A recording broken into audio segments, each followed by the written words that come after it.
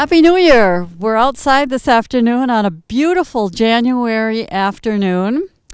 I've always wanted to do a program on winter landscapes because we need to think a little bit about that when we're planting our yards in the summertime. Need to look at various kinds of shrubs and trees that will add interest to our yard in the winter. And this year we have snow, which we didn't have last year, so it makes it a little more beautiful. So I'll point out some of the things in my yard, and you can just look at them and see how they look to you. And behind me there are a number of what I call dwarf shrubs, and they are small evergreen shrubs called dwarfs. And you can see they're in front of the window, so they don't block the view from a low window. They also stay green year-round. You can get different varieties. You can get a blue spruce. You can get an evergreen, a plain spruce. You can also just get different varieties that they never grow very tall. They're always in a rounded shape. Off to my left, we have the traditional yew plant, and this is a low plant here. It can be trimmed, but again, it's a green plant throughout the winter, and it adds a little variety. Right now it's kind of held down by a lot of snow, but it still is something in the summertime it'll spring back up again. Behind me also is a variegated dogwood, and this variety is a red variety, and it's way back here in behind me. You can also get that dogwood in a yellow bark dogwood. So that's another possibility of something that you can add to your yard. There also are other shrubs that have berries on in the wintertime, and it could be a high bush cranberry. It could be other kinds of, you don't want to necessarily go to buckthorn, which is an invasive species, but you can look at your nursery and find other kinds of shrubs that will add some interest to your yard. I'm going to point out too a birch tree that I have in my yard, and if Rudy will come up close to this adds, some people don't like this kind of a tree because the roots are sometimes close to the surface and make it difficult to mow around. However, I've solved that problem by planting a flower garden around the base of the trees. So this is a clump of 3 different trees. It's been here probably for about 5 to 8 years. And you can see it grows fast. It also, the interest that you have is in the bark. The bark has this very rough texture. Another species of birch that is good for you in your yard is a paper birch. And that is the plain, smooth trunk of the birch tree, which is white. And you could also peel off a few clumps of the paper birch, but this one is generally quite loose. So now we're going to move around to the other side of the house and look at a couple more features. We're on the other side of the house now. And there's a couple things that I wanted to point out. We have behind us, or behind me, is a wall that I added fairly recently. In the past, there was a brick wall there that was falling over. So when I had it taken down and a new one put in, I had stairs put on. Because my yard is probably about 3 different levels. And in order to get from one level to the next easily, then you need to have some steps. So I had the steps put in, and it also opens up a place where you can put statues or other small things that you could even put a bird feeder on top of the wall. It's fairly sturdy. So right now I have a couple of small statues there, and then to my left there's a couple of bird feeders. You just need to remember one of the things that's important before you start putting things in your yard is you don't want to overdo it. You want to have a fairly simple landscape. A chair or a bench might work here too, especially in the summertime because it overlooks the lake. And it would be a nice spot just to have a place to sit and contemplate. So that's the outside part of today's program.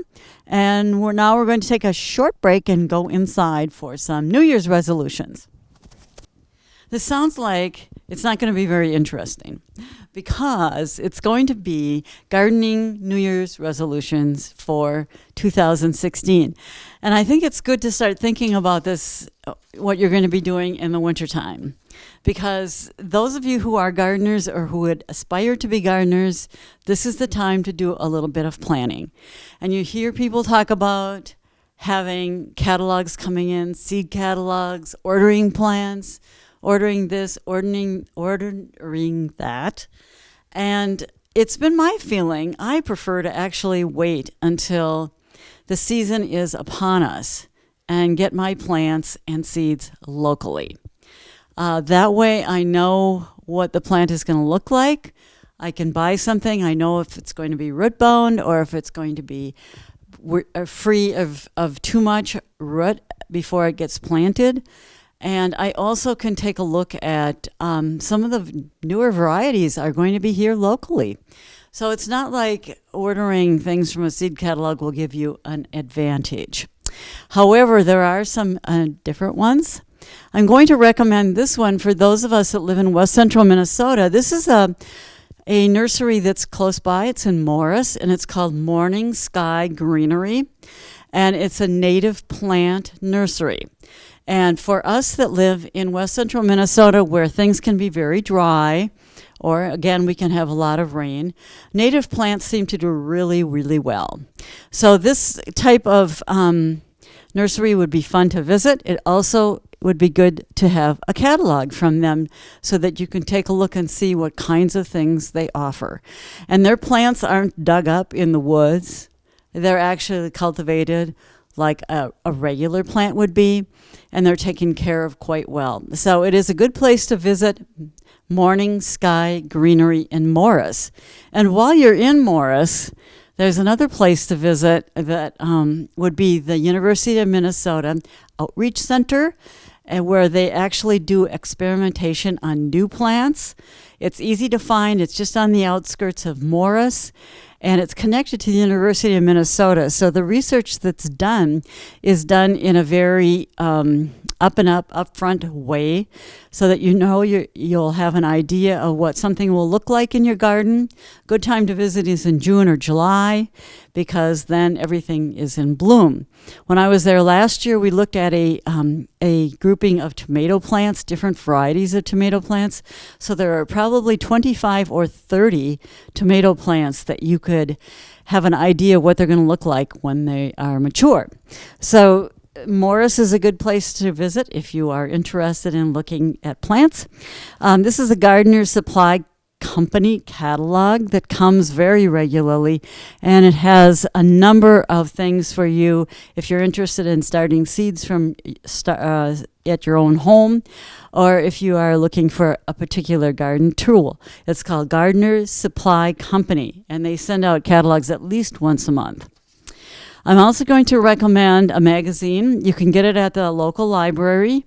Our county Horticulture Society provides this magazine called Northern Gardener. And I would say if you're interested in a gardening magazine, this is it. So Northern Gardener, you can get it at the library. It's put out from the Minnesota State Horticulture Society. And locally, you should be able to find it in any of the county libraries. So that's a recommendation I would have if you're interested in doing some reading this winter.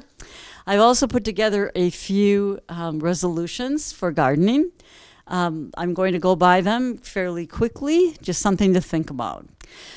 Now that it's winter and we've been outside to look at a yard, resolve now that you'll enjoy your garden more by having a place to eat outside, a picnic table, a place on the deck that overlooks your yard, or that you just enjoy walking through your yard by having a path going through, and then have someone over to enjoy it with you.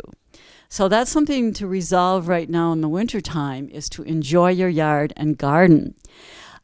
Secondly, resolve to make your front entryway the best that you can possibly do. And you can use container garden. You can do some planting in flower beds, or you might have a window box.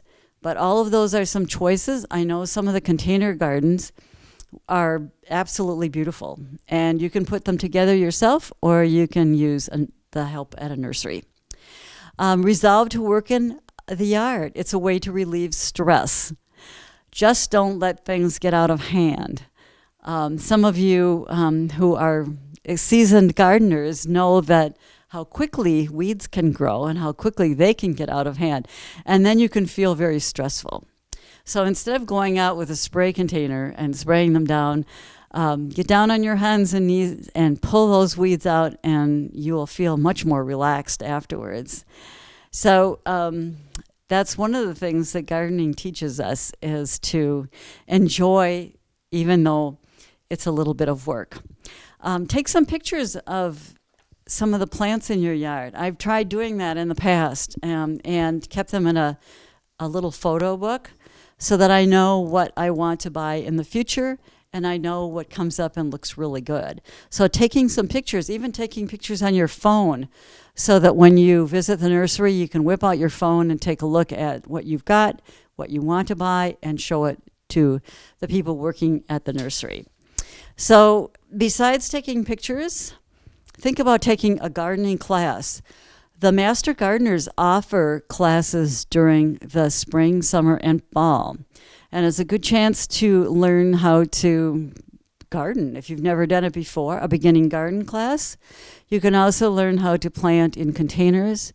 You might learn how to do a fairy garden in your yard or in a pot. And so those are some choices that you might have.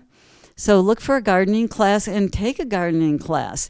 We, as Master Gardeners, are required to take at least 5 hours of education a year, so we have to take gardening classes. And we usually pick things that we are not familiar with so that we become familiar and can answer your questions.